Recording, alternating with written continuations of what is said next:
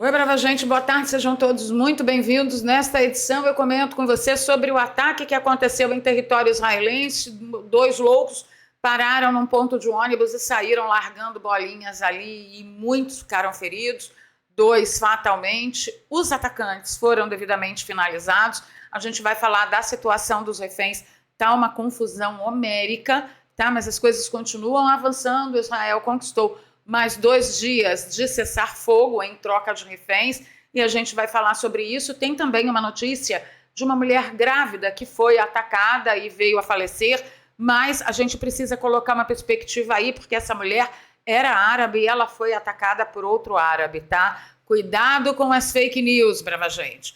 Nessa edição eu também comento com você sobre a complicada decisão que o STF tomou ontem de responsabilizar o veículo de mídia por declarações de seus entrevistados.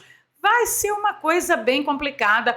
Todas as mídias já estão se posicionando nas redes sociais e tem outra treta também acontecendo no STF entre o CAC Nunes, o Nunes Marques e o Barroso. Fica comigo até o final dessa edição, tenho certeza que você vai sair daqui muito bem informado. Tem uma denúncia também da deputada Júlia Zanata, que a gente vai trocar em miúdos aqui. Enfim, gente, olha, daqui para frente só para trás no Brasil e parece que no mundo também.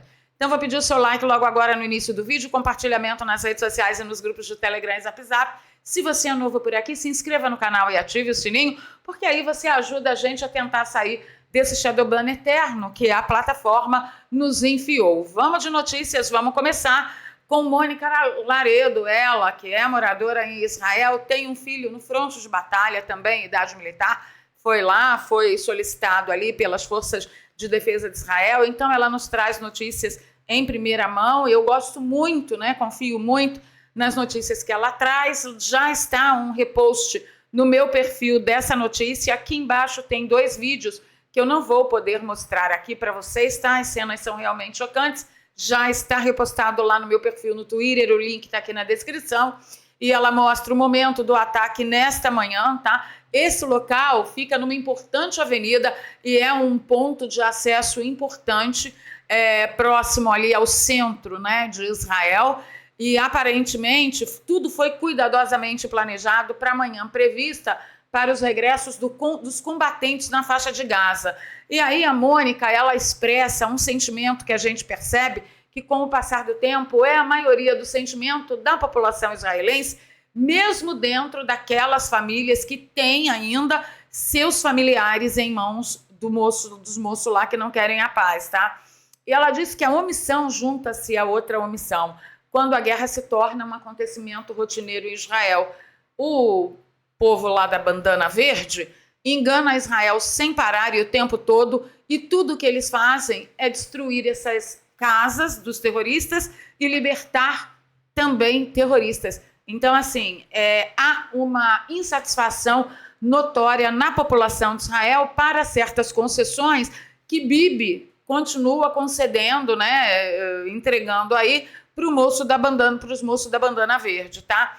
Bem, trocando em miúdos, foi conquistado mais 2 dias de cessar-fogo, hoje e amanhã, porque na verdade era para encerrar hoje às 7 da manhã, e amanhã também será mais um dia de cessar-fogo, porque eles avançaram na entrega de outros reféns. Só que tem um detalhe ali, tá? Eu comentei com vocês anteontem que os moços da bandana verde disseram que tem uma família lá, daqueles ruivinhos, que foram as primeiras imagens, né, bastante impactantes, que rodaram o mundo logo no início do conflito, do ataque lá do 8/10, e aquela família, segundo os moços da bandana verde, já foram eliminadas. Claro que eles dizem que foi por causa de ataque de Israel, porém a gente não sabe.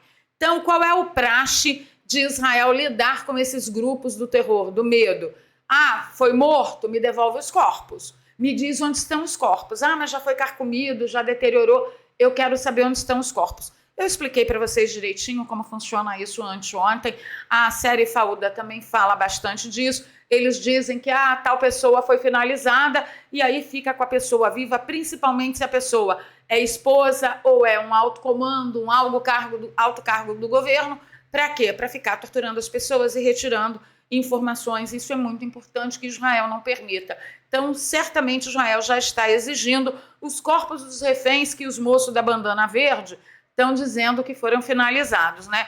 Bom, enquanto isso, a Terra Santa aguarda para a devolução hoje de mais 8 reféns, tá? Para amanhã, 10 reféns. E hoje aconteceram 2 reféns. Aqui Israel acabou abrindo mão de colocar na contagem de 10 reféns por dia 2 cidadãos israelenses russos, tá? De dupla cidadania russa, que foi uma negociação à parte, segundo o que dizem do governo russo, mas Israel acabou contabilizando ali. Eu não gosto disso, Bibi não deveria ter se submetido a isso, mas eu entendo que Bibi deve estar cavando algum tipo de apoio de Putin com essa ação de benevolência. Ocorre que foram mais 2 reféns que deixaram de ser liberados de cidadania israelense, moradores de Israel, moradores do território da Terra Prometida. E aí, gente, olha, sinceramente, vamos abrir aqui um parêntese que eu não tenho acesso a toda a negociação e tal, posso estar errada, posso estar equivocada, mas assim, eu não gosto disso, tá? Bem, a negociação de libertação de reféns, os moços da bandana verde disseram assim, ó, olha, os restantes, eles liberaram 80 até agora, tá? Com os de amanhã serão 80, mas são de 230, pelo menos, 220 aproximadamente. Cadê o restante? Eles só liberaram menos de 50% das pessoas que estão desaparecidas, lista de desaparecidos em Israel, porque fora confirmados, tem os desaparecidos. Se não encontrou o corpo, logo estão em poder dos moços da bandana verde. E aí, a bandana verde está dizendo que não, a gente não sabe não. Não sabe onde estão, não. Então, assim, entrou o primeiro colapso nesse acordo de cessar-fogo. O segundo colapso é quando chega na parte de liberar homens do sexo masculino. Eu acho que Israel deveria, né, exigir os idosos do sexo masculino, homens que não estão mais em idade militar, porque não podem oferecer risco nenhum, nem estando em Israel e nem estando em poder das bandanas verdes. Porém, a troca, quando a gente fala de homens em idade militar, a troca vai exigir que a Terra Prometida também liberte homens em idade militar presos nas cadeias de Israel, e a gente já sabe muito bem do que se trata, né? Esses do sexo masculino presos na cadeia em Israel, eles são criminosos que tiraram vidas, ceifaram vidas ou planejaram para ceifar vidas, e eles, apesar de ser, Israel é que é o culpado de tudo, a Terra Prometida ofereceu um bom julgamento com acesso a ampla e livre defesa, eles tiveram advogados, tudo direitinho, tudo foi acompanhado por cortes internacionais, também organizações internacionais, o que é bem diferente dos cidadãos israelenses que estão em poder dos moços da bandana verde. Bom, seguindo aqui, eu queria comentar com vocês também a respeito de uma notícia que está viralizada aí nas redes sociais, de uma mulher grávida que sofreu um ataque à faca e ela veio a falecer, o filhinho também, o bebê não resistiu, mas é uma mulher árabe que foi atacada por outro árabe, tá bom? Então, assim, vamos guardar as devidas proporções. O ataque que foi feito hoje pela manhã no ponto de ônibus, o Hamas disse que assinou ali o ataque. Mas, gente, peraí, não era um cessar-fogo? Mas não partiu de Gaza, partiu da Cisjordânia. Este é o ponto. Eles vão continuar fazendo para a Terra Prometida, não existe nenhuma outra saída, pelo menos na minha análise, que vai livrar os cidadãos da Terra Prometida de tanto risco diuturnamente, a não ser eliminar realmente essa facção do medo que se instalou lá desde 2015, mais ou menos. Então, assim, a gente fica, né, nessa expectativa, nesse aguardo, para que possamos trazer mais notícias para vocês. O Janjo está, nesse momento, no Catar. Lembram que eu disse para vocês que a viagem a Dubai, que o Catar ficaria ali do lado e que poderia ter muita negociação sem a gente ficar sabendo? Pois Janjo bateu com as coisas na mesa e foi pessoalmente até o Catar. Não precisou nem ser negociação por debaixo da mesa. Segundo as matérias que estão veiculando por aí, dizem que Janjo foi pessoalmente agradecer aos líderes, né, do Catar, ao emir do Catar, pela negociação que possibilitou a retirada de cidadãos com dupla nacionalidade da faixa de Gaza e finalmente mencionou o brasileiro niteroense, ele é da minha cidade, que ele tem dupla cidadania, brasileiro-israelense, está agora em poder como refém, na mão dos moços da bandana verde lá, né? Então, o que ele está defendendo? Ele, como o ministro das Relações Exteriores da Espanha, entre outros ministros de Relações Exteriores, estão defendendo o seguinte: o cessar-fogo tem que continuar porque tem um brasileiro lá. É isso que ele está dizendo agora. Em pleno ataque dos moços da bandana verde à Terra Prometida, ele não retrocedeu ao negociar direto com o moço das bandana verde ou negociar com quem tinha contato com o moço das bandana verde. Agora ele diz que não tem que ter negociação com os moços da bandana verde, que o negócio é: a Terra Prometida tem que parar de atacar a Palestina, a faixa de Gaza, porque tem brasileiro lá. Eu posso, com um sofisma desse, eu posso, com uma tentativa espúria dessa, de adulterar todo tipo de arrazoabilidade de raciocínio? Pois é isso que nós temos para hoje na fila do pão, tá? Deixa aí nos comentários o que você está achando, para onde que vai, que você acha que vai esse grande conflito, mas comenta com cuidado, tá bom? Comenta com cuidado. Vamos falar da tremenda resolução que o STF mandou ontem, que fere o direito da livre imprensa. Fere a existência. Eu poderia dizer assim para vocês: acabou! Acabou! Eu poderia, mas eu ainda tenho esperanças porque muita coisa dá para ser feita. Ontem o STF aprovou a tese que responsabiliza a imprensa por fala de entrevistado. Ou seja, eu acho que o STF ainda está vivendo naquela época em que você gravava os programas e que não tinha condição de fazer transmissão ao vivo, né? Nem das emissoras e nem das redes sociais. Devem estar pensando nisso, porque aí você grava, aí você tem tempo de conferir todas as informações que o entrevistado deu, e o que se mostrar mentira, você vai lá, corta, edita e põe no ar, né? Ao vivo não é mais assim, o que a pessoa está falando, ela está falando na mesma hora que você ouve, na mesma hora que está sendo veiculado. Mas eu acho que, na verdade, existe uma tentativa aí do STF a levar a mídia mainstream, que informa você de bate-pronto, em tempo real, de volta ao tempo em que, entre a notícia explodir, entre a notícia acontecer, entre o fato acontecer e a notícia ser veiculada, levava aí 3 ou 4 dias. Eu acho que a tentativa é essa, porque, afinal de contas, nossa grande liberdade é o quê? Por exemplo, o Janjo fala uma mentira, a gente vai na hora que ele fala e prova que ele está mentindo.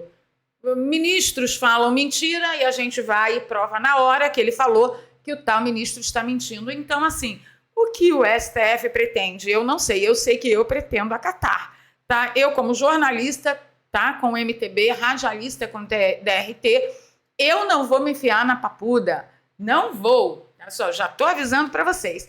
Bem, os veículos podem ser punidos caso existam indícios concretos. Aí é um conceito complexo, é um conceito abstrato para algo, para ser aplicado em algo efetivo, porque até esse conceito abstrato ser definido e descobrirem que os indícios concretos não eram muito concretos, o veículo já foi penalizado, já foi jogado na miséria. Vocês imaginem o que vai acontecer aqui com a gente, né? Então, aí ele diz que eles podem ser punidos caso existam indícios concretos de falsidade de acusação feita em entrevista e se deixarem de observar o dever de cuidado na verificação da veracidade dos fatos. O que seria isso? Observar o dever de cuidado na verificação da veracidade dos fatos. Eu pergunto uma coisa para vocês, para o STF, principalmente no intuito de ampliar o debate e de eu ser melhor informada sobre o que significa isso, né? Quando o jornalista da Globo disse na campanha de Janjo: você não deve mais nada à justiça, como se ele houvesse sido inocentado. Ele está mentindo também? A Globo também será penalizada? Outra pergunta: isso é retroativo ou é os conteúdos veiculados daqui para diante? Porque o STF também, no caso do Daniel Silveira, criou o conceito de flagrante perpétuo, né? Porque o conteúdo estava no ar. Aí eu pergunto: todos os conteúdos que estão no ar serão sujeitos, mesmo que eles tiverem sido postados em data diferente? Em data antiga?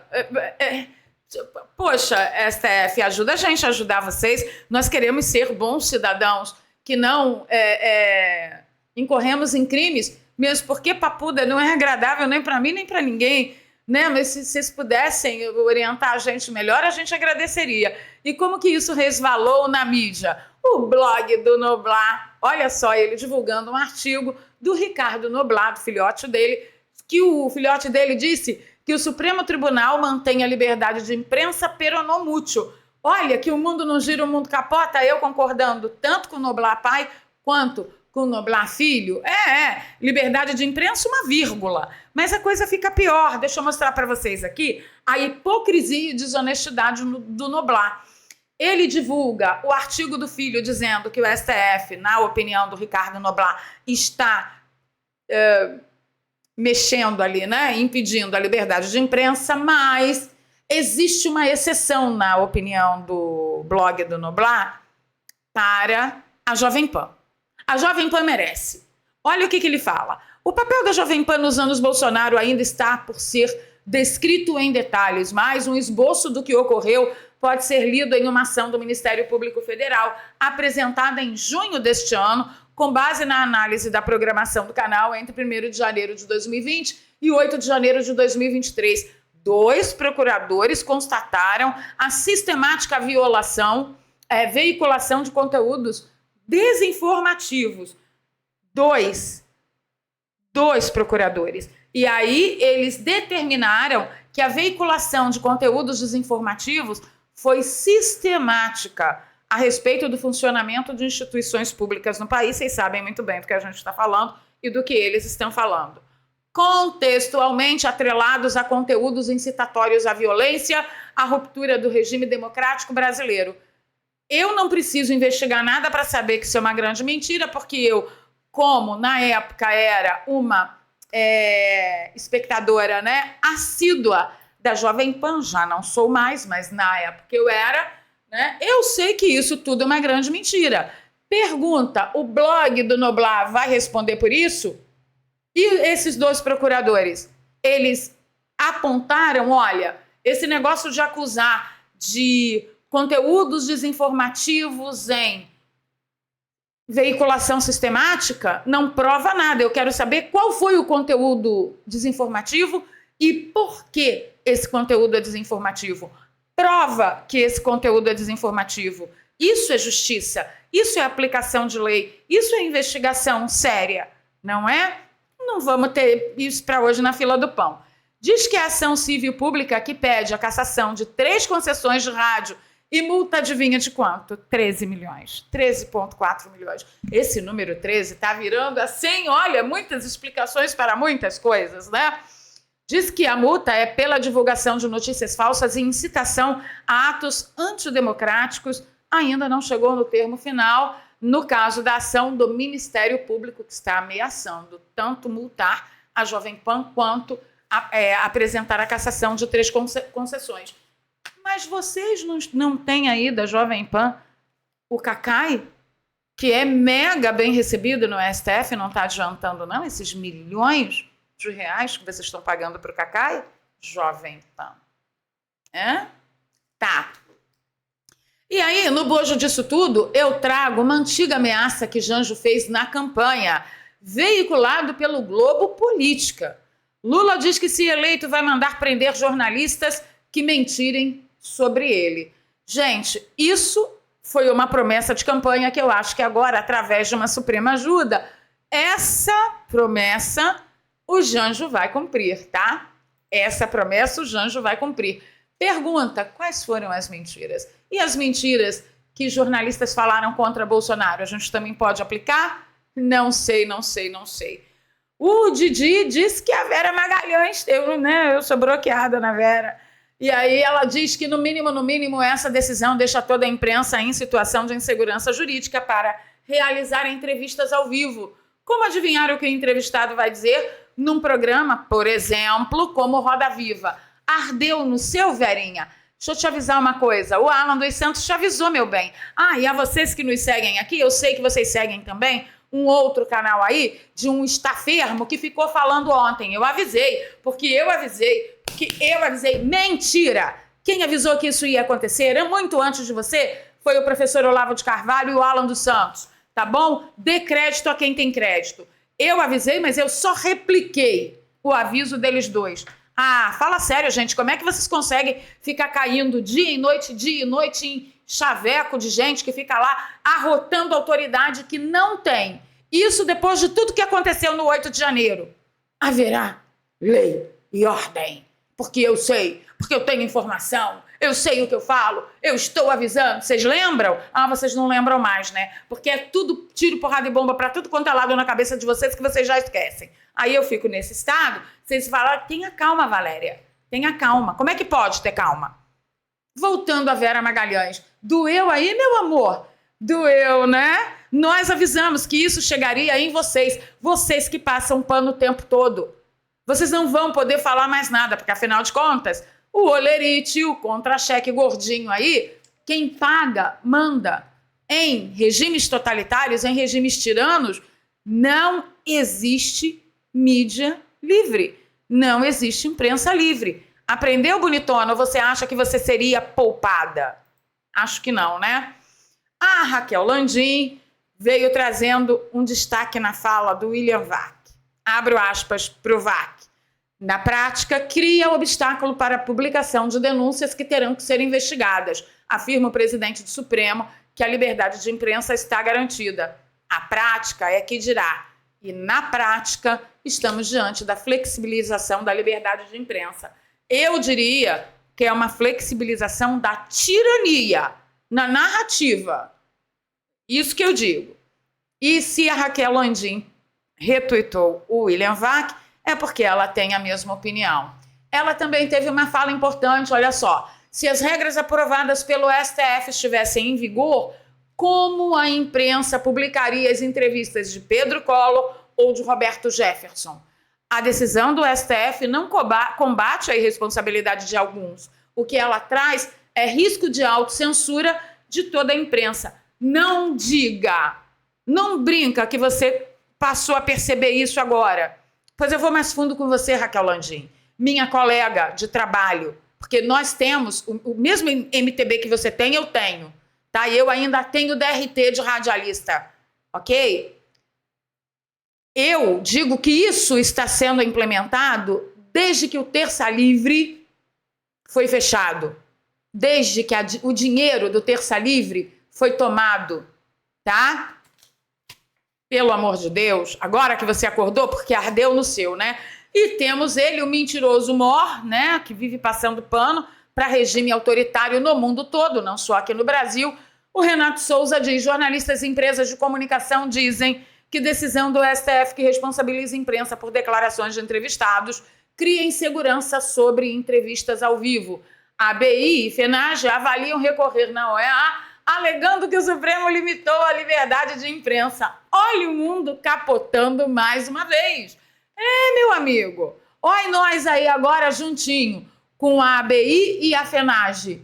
Esse povo, esses dois órgãos, essas duas entidades que estão totalmente cooptados, dominados por gente de esquerda, que foi doutrinado em suas universidades, que nem o povo das bandanas verdes lá doutrina suas crianças. Olha nós aí tudo junto, por um bem maior, por uma pauta que nós queremos.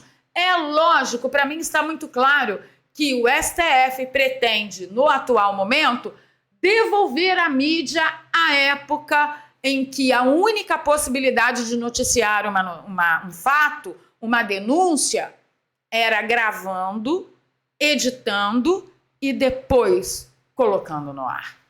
Porque aí você tem o gap do tempo, você não tem mais a mesma agilidade. Certinho? Certinho. Bem, vamos falar que os deputados conseguiram as assinaturas, 171 assinaturas para a CPI do abuso de autoridade. Onde isso nos levará? Mas antes, vamos aos nossos breaks comerciais, Dr. Laí Ribeiro, sempre com um recado importantíssimo para a sua pele. Você nunca verá a sua pele sair disso.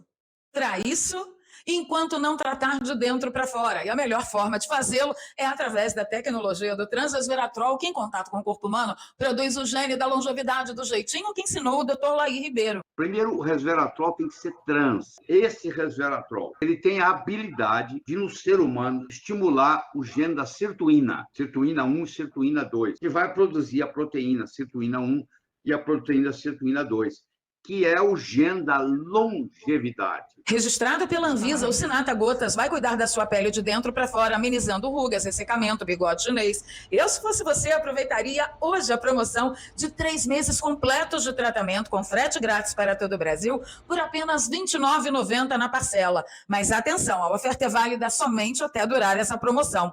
Clique agora no Saiba Mais e providencie uma nova vida para a sua pele.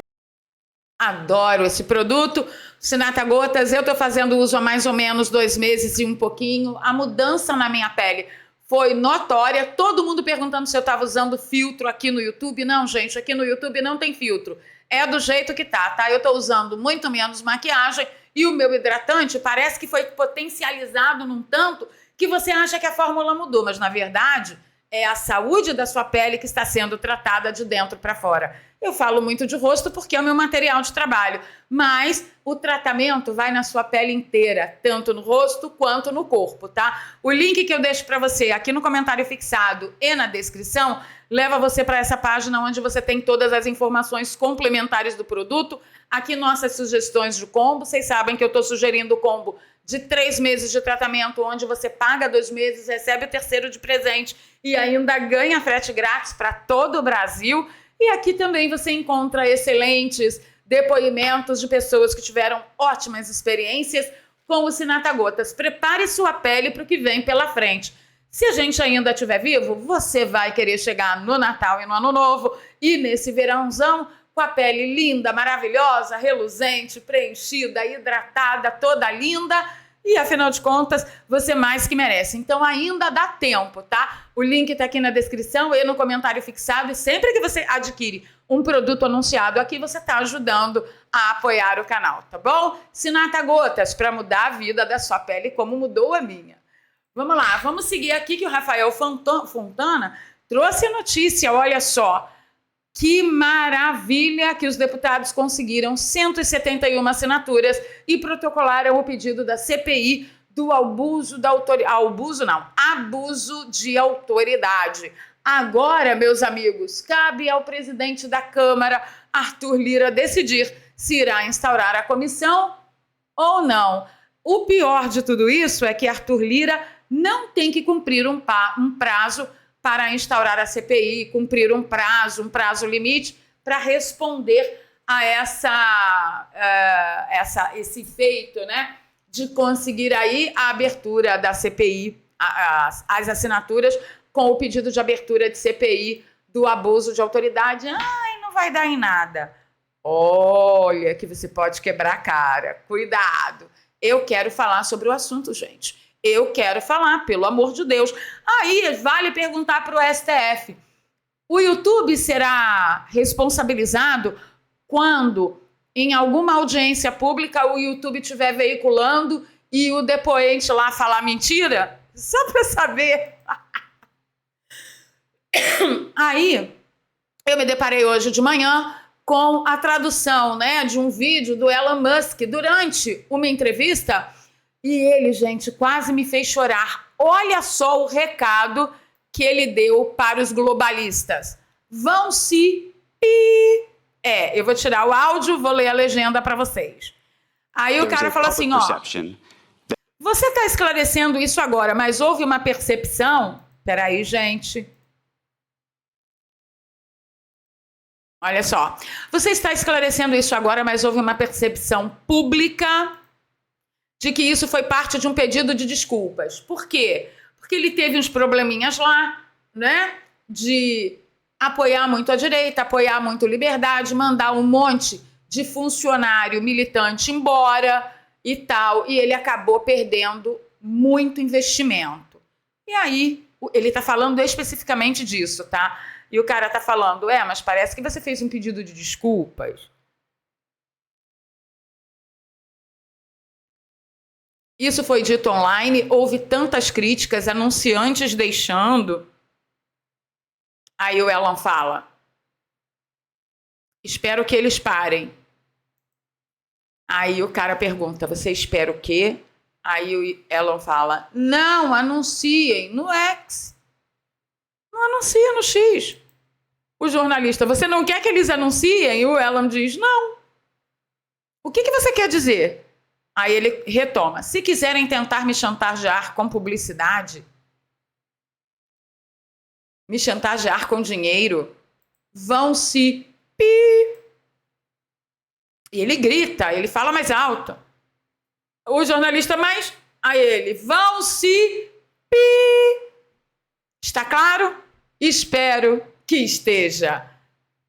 Isso é um exemplo. Ah, Valéria, mas ele pode fazer isso porque ele tem muito dinheiro. Começa a se perguntar que da mesma forma que existe um time que só tem muito dinheiro porque chegou no fundo do poço da ignomínia, tem um povo também, um grupo, que tem muito dinheiro porque jamais se deixou levar pelo fundo do poço da ignomínia. Isso é um exemplo bastante importante. Tem outra coisa acontecendo aqui no Brasil, não agora, sempre aconteceu, sempre foi assim, mas agora, pelas notícias descentralizadas e distribuídas, a gente consegue ficar sabendo quase no ato. Olha a Júlia Zanata falando, ó: passava da meia-noite na Câmara e o que vimos foi mais um absurdo. A presidência anunciou 2 vezes o fim da sessão, ou seja, estava encerrada. Esvaziaram o plenário e colocaram projetos de última hora para votação com novos relatórios que ninguém conhece, depois da sessão encerrada. Aí ela fala: querem que a gente vote projetos que nem conhecemos o texto? Isso é democracia? Não existe mais respeito aos votos dos deputados e à vontade das pessoas que votaram em cada parlamentar? Não, Ju. Não existe mais e não existe há muito tempo. O choque é porque agora, através das redes sociais, a gente consegue avisar sobre o fato quase na hora que ele está acontecendo. Aí acontece o choque. Mas esse negócio aí já acontece no Brasil, ó, faz tempo. E aí ela diz que ela não vai ficar calada e que ela vai defender a democracia até o fim. Eu quero saber como. Porque eu gosto muito do mandato, muito da gestão da Júlia Zanata. Coloca aí no post o que você pretende fazer a esse respeito, Julinha, para a gente denunciar aqui.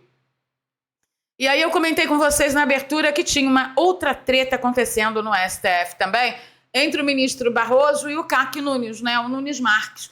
Vocês estão acompanhando essa covardia que está acontecendo no Pará, onde pequenos agricultores, pequenos criadores de gado, mas quando eu falo pequeno, é pequeno mesmo, desse tamaninho, tá? Gente muito pobre, gente paupérrima, que não tem a educação tradicional, né? Que mal sabe falar, que cria lá os gadinhos dele para poder sobreviver. Tem um pedacinho de terra, planta lá, umas crianças, já falei aqui, tudo remelenta, descalça, mal vestida. Gente pobre, que tenta sobreviver sem ter que pegar a cesta básica, nem pegar auxílio família, né? O Bolsa Família.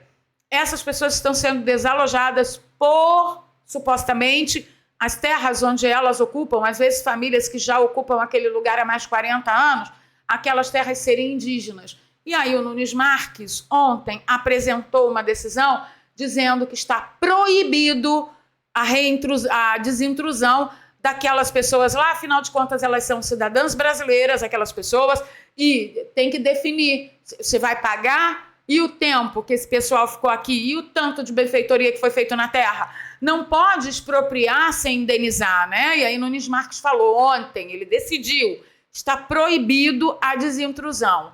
Vem hoje Barroso com todo aquele batendo as coisas na mesa no melhor estilo e determina a retirada de invasores da terra indígena no Pará. Tá? O presidente do Supremo disse que não está sujeito à decisão revisional de outro ministro. O plano de desintrusão não está sujeito à decisão revisional de outro ministro. Bom, o que eu preciso agregar aqui? Outras coisas que eu queria falar, mas eu não posso falar agora, não tem mais como, mas eu queria falar o seguinte para vocês: mantenham aí na mente que o correto seria esse plano de desintrusão ser feito pelo Congresso e aprovado pelo Congresso, não pelo STF, na minha humilde opinião. Tá? Eu não sei qual é a sua opinião, você pode aproveitar agora que eu parei para respirar, para deixar aí nos comentários com aquele extremo cuidado que vai garantir a nossa existência, a minha estada fora da papuda. Mas aproveita aí, comenta. Isso deveria ter saído do STF pelo que diz a nossa Constituição Federal? Não. Mas assim, como eu sempre digo aqui, a Constituição Federal serve para quê mesmo? É para comer, para passar no cabelo, é para limpar a bunda? Pois é. Vou ficando por aqui, pedindo seu like, seu compartilhamento. Se você gosta do meu trabalho, aqui tem um Pix que a gente está precisando mais que nunca. Repense aí, considere dar uma adiantada no presente de Natal de Vovó Val e apoiar a nossa caminhada. O Pix é doarpravaleria@gmail.com e aqui na descrição você tem 2 ferramentas bancárias e mais uma conta no PayPal que você pode nos apoiar, mesmo estando fora do Brasil. Será que vai vogar mesmo aquela máxima? Daqui para frente, só para trás? A gente se vê.